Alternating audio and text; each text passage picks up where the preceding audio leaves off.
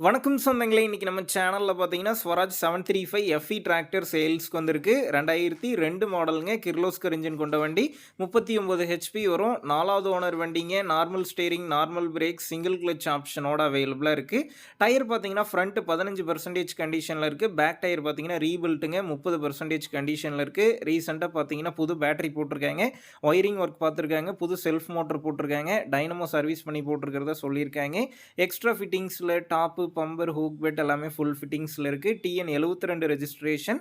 வண்டிக்கு புக்கு கையில இருக்கு. இன்சூரன்ஸ் கிடையாது. டாக்ஸ் பெண்டிங்ல இருக்குங்க. தூத்துக்குடியிலிருந்து 25 கிலோமீட்டர் தொலைவுல தாங்க இருக்குது.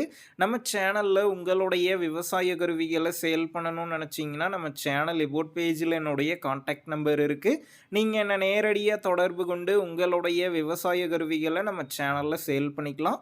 இந்த வண்டிக்கு விலைன்னு பார்த்தீங்கன்னா, ரூ. 1,20,000 சொல்லியிருக்காங்க. இந்த விலையுமே நேர்ல வந்து பேசும்போது அனுசரித்து தரப்படும் தாங்க ஓனர் சொல்லியிருக்காரு.